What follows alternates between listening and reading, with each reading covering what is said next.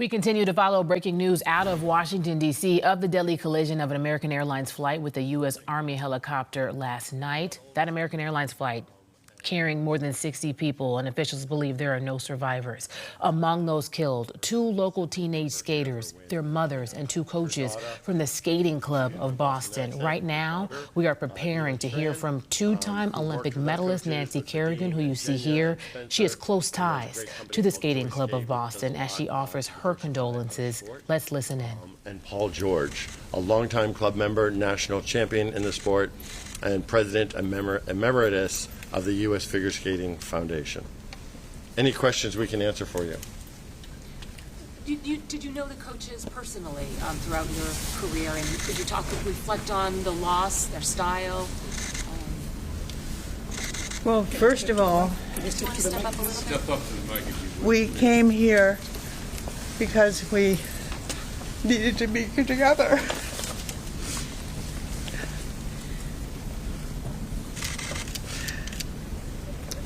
We're family, and it's a community, and the skaters, the people who were on that plane, they're our family too.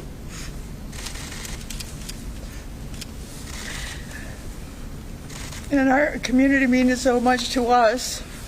We're also here to encourage the skaters who have been aiming to reach the World Championships.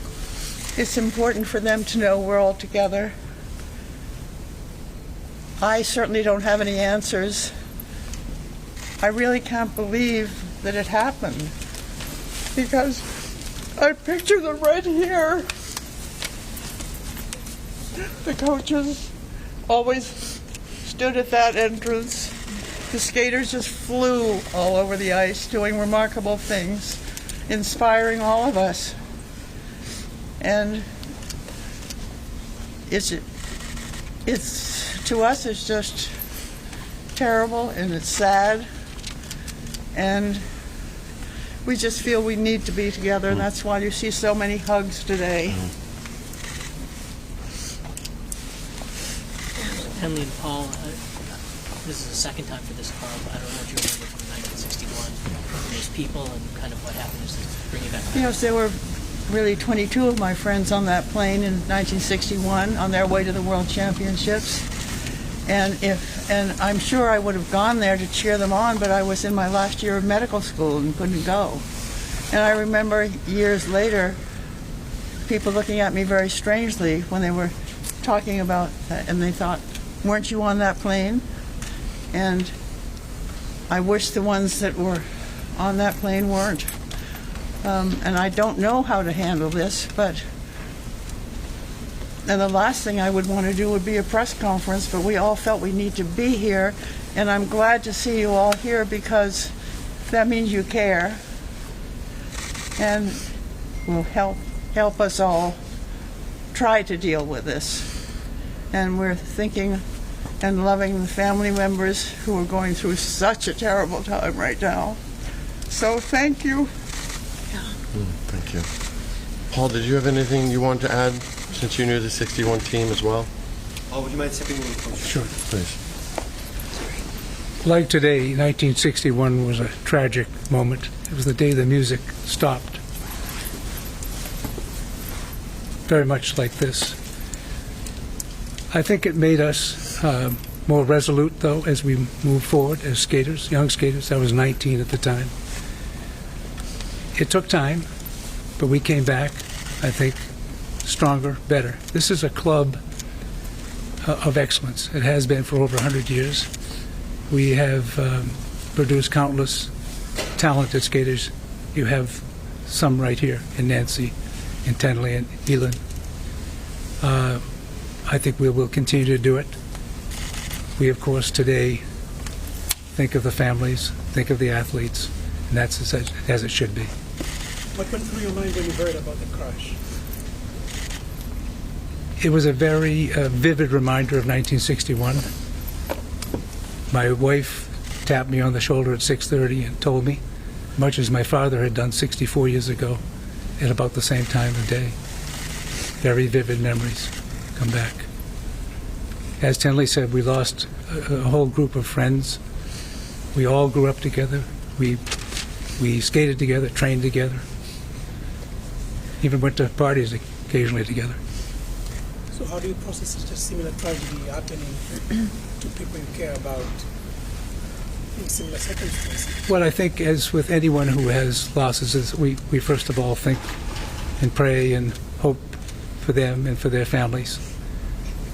And then there'll come a time when the music will again be on, and we will push forward, be more resolute, be more determined.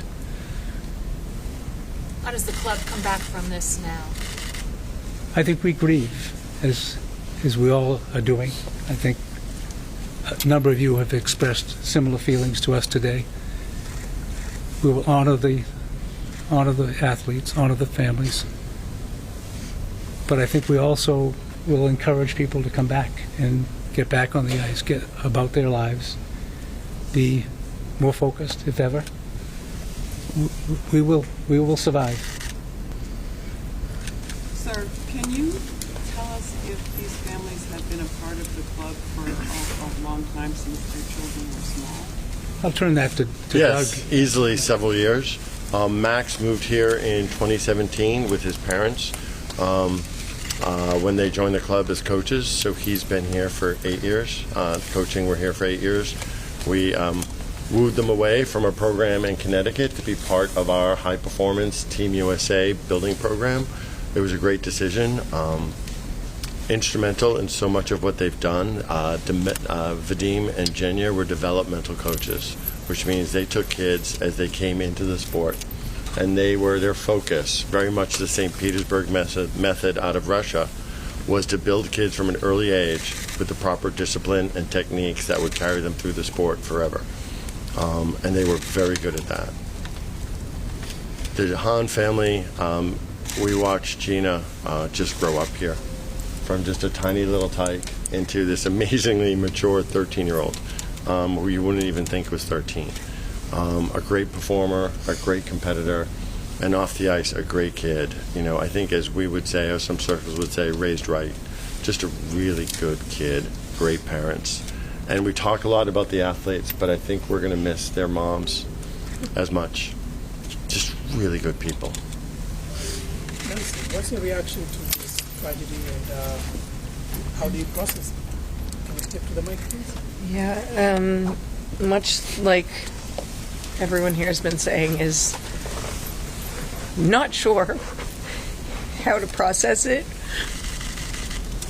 Oh, shoot, I'm sorry. No, okay. Which is why I'm here. Many of you may know my husband's my agent, and he keeps getting calls to do interviews, and I thought that was weird. I didn't feel like it was right to be home and doing interviews for this. So I called Elin. I'm like, what are you doing? I think we just all need to go together. And she said, let me call my mom. And so we're like, okay, we'll meet you in an hour. And we just wanted to be here and be part of our community. I've never seen anyone love skating as much as these two, and that's why I think it hurts so much. And I mean, everything. Tenley's always here supporting the kids, and anytime I've been able to be here and watch them grow, the kids here really work hard. Their parents work hard to be here. But I feel for the athletes, the skaters, and their families, but anyone that was on that plane, not just the skaters, because it's just such a tragic event. And we've been through tragedies before as Americans, as people, and we are strong. And I guess it's how we respond to it. And so my response was to be with people I care about and I love, and I needed support. So that's why I'm here. And I don't know, a little bit at a time. I think it's a shock. I wasn't woken up in the morning and saw it. I was watching like all night. So I probably look tired, but and then when you find out, you know some of the people on the plane, it's even a bigger blow. We just wish them well, and like the families, the courage and the strength to make the next steps. I don't know how. You look at people go through tragedies and you wonder, how do they do it? I don't know, but we're so strong. Somehow we have a reservoir to dig from, and each one of them are strong enough to get through this somehow. It will take time, but look beside you, there's somebody that cares, and I don't know, tell people around you that you love them because you just never know. Don't forget to say it. Could you reflect on Vadim and Jenya, what kind of coaches they were, and did you work with them? I never worked with them. I mean, we were at the Olympics together, but in '94 I was kind of busy myself and sort of separated from a lot of what was going on. But I mean, I've seen them a lot of times here and there over the years, but everything you've heard of them, like maybe being a little tough, but with a smile on their face, and like anytime I walked in, oh hi, it's so good to see you. It's like always welcoming and happy to see one another, and like so just to walk in here and not see that is, I think, would be very strange for everybody that comes here, especially those that are here day in and day out, and it's going to be hard. And I always feel like, what am I doing? I don't come to the skating club all the time, but it was the only place I thought I should be right now. I did not expect this. Neither did Tenley. I'm not sure, but we just wanted to be here with each other, and for Doug. We watched Doug's interview, and that helped us. It did help. Thank you. Yeah, there are so many memories, and just having seen the skaters competing and knowing that Max is now, he did so well in the nationals. He's made the world team as an alternate. And then Spencer, who was in your ice show, could you tell us what you told me about? You had a his great skating? story. Mm-hmm. My company does free outdoor shows around the city. Nancy's hosted and started many of them, and Spencer was in his first show with our company this past December in Kendall Square, Cambridge, and he'd never done a professional show before. It was a new experience for him. He was nervous, and then after the show ended, he came over and he was just beaming. This kid was so talented. He'd only started skating a few years ago, and he had all of his triples, and not just that, but this natural grace and beauty and understanding of ice and speed, and his positions were just so gorgeous. And he came to me and smiling ear to ear, saying, I get it now. I understand. He started to discover this connection with the audience and that joy that he was giving to other people through his gift. And he said, please let me skate again with you next year. I had already reached out to people like Doug Webster, who is the artistic director of Ice Dance International, and said, you've got to keep your eye on this kid. You're going to want him for your company. He was just brilliant and so kind. And he was great backstage. That matters to me even more than the onstage talent of these kids. And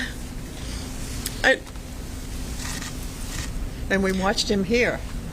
Yeah, I don't understand. I don't understand this. Just really praying for his family. All of them. For all of them. He had Olympic potential? Yes, I do. Definitely. I've never seen somebody come to it so fast. And so naturally. So naturally. Do you know how recently you had started skating? I think it was 3 years ago. Mia, do you know Ben? 3 years ago. That's unheard of. I mean, these kids can make it look really easy when they're doing triple jumps and all of their triples. It's actually not very easy. You know, you don't just need talent.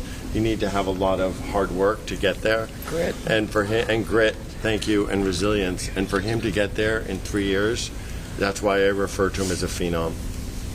What about Gina? Olympic potential? She's 13. Oh, yeah. Oh, she was in it to win it. And she was in it to win it in, like, in a Tenley way.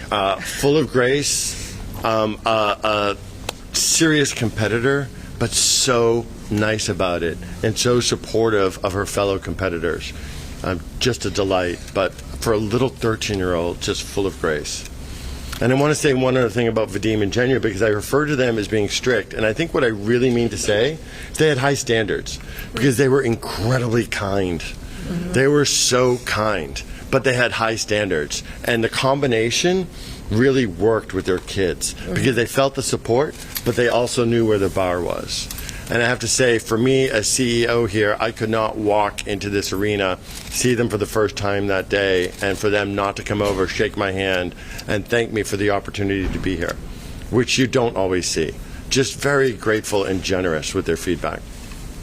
Now, earlier you mentioned, sadly, this isn't the first time that the skating world has dealt with a tragedy like this. You mentioned the 1961 crash. I'm wondering if the group has any reflections on that, especially being in this building where it's memorialized. I mean, we can probably all speak to that. Well, maybe you're probably too young.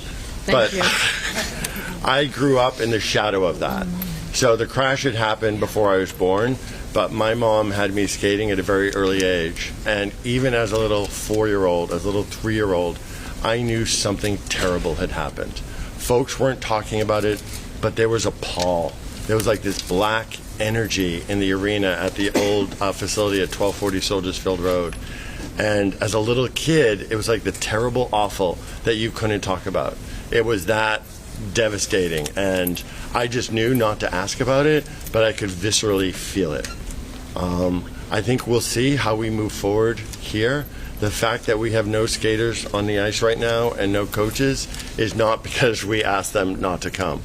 I think they're staying away, they're just processing this, and they're taking a break. But I think Nancy and Tenley and Elin and Paul coming to join us today and not knowing there would be media here, but just to be part of the fabric of our community over the decades speaks a lot to why skating is such a special and in many ways unique sport, a really strong sport.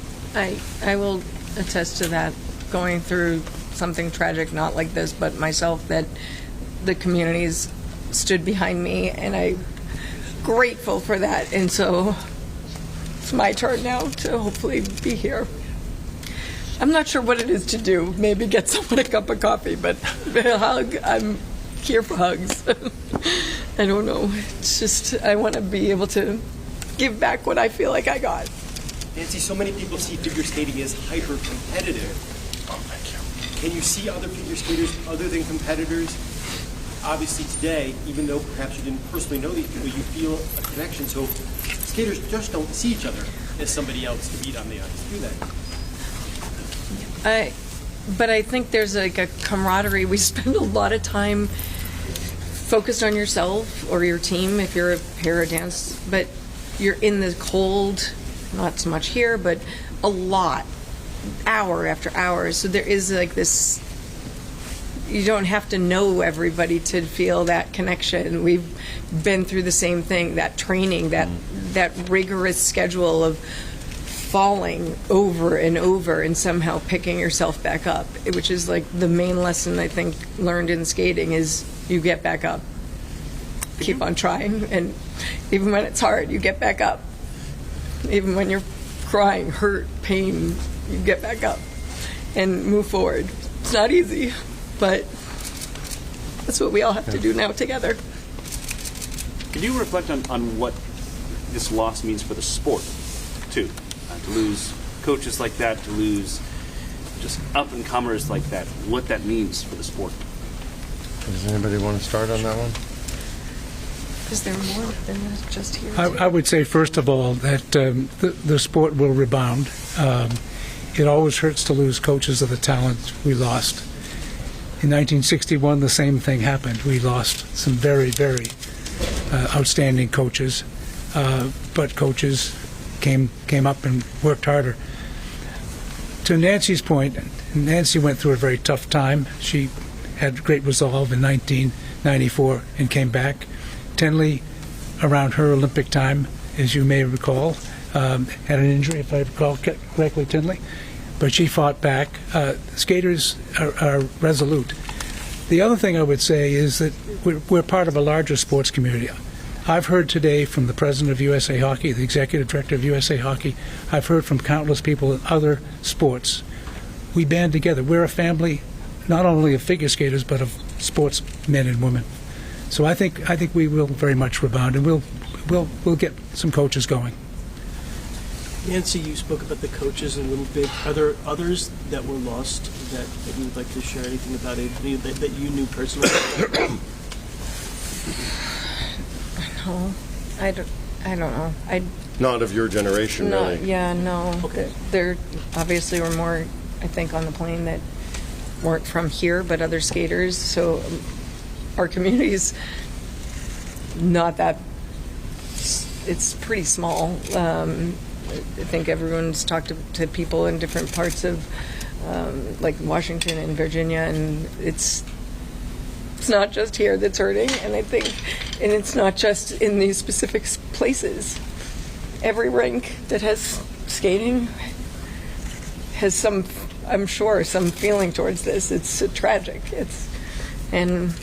But I can't I don't know. I can't think. Other questions? This was a tragic loss of life, and you mentioned the community is pretty small. So how would you explain the depth of loss in this instance? We're feeling it. Well, the community is small. I mean, we have 1,100 members here at the Skating Club of Boston. I think U.S. Figure Skating has 100,000 members. So it's small and it's tight-knit, but it's also very large. I think what makes it feel small is we're so cohesive. And for Nancy's point, and I think Tenley's as well, what you experience at an ice facility here in Boston can be so similar to what you experience in Los Angeles and elsewhere, that there's a common denominator to it. So folks feel this and can relate to this. They can relate to having young kids in their own facility, whether it's here in Boston or Northern Virginia or DC or elsewhere in the country. And I think that's what really makes it so small and tight-knit. Other questions? Doug, is this a time of day when you normally would see skaters out here training? This would be packed. Packed. What time is it? 1:30. In an hour, it would be packed. But there would be kids here. But we would still have Always. kids here. We'd have Team USA kids here that have already, they're past high school. They can train at any time of day. Those coaches would be here. Four Continents Championship, an international event that Max is supposed to go to, is coming up. The World Championships are coming up. The Junior World Championships are coming up. We have 2 skaters going to the Junior World Championships. We have the current and just very recently minted U.S. pair champions who train here and are members here, who are going to the World Championships at TD Garden at the end of March. So there would normally be a lot of training here. Folks have taken a break. Misha and Elisa are with Max. They're training mates. They're friends. And all friends with the Hans and the Lanes, too. So, yes, this would normally be crowded. When do you plan to see people back out on the ice? I don't know. I think when they're comfortable coming back on the ice. And what is your message to your community of 1,100 members? You said, what is it that you told the families and members? I was just working on a communication with them right before coming out here, that it's tragic, that we all feel it. We can't explain it. We're in this together. We always support each other together. It's part of the fabric of who we are, both at the Skating Club of Boston and in our skating community. Offer them opportunities to come in and grieve together, both tomorrow, like actually this evening and tomorrow.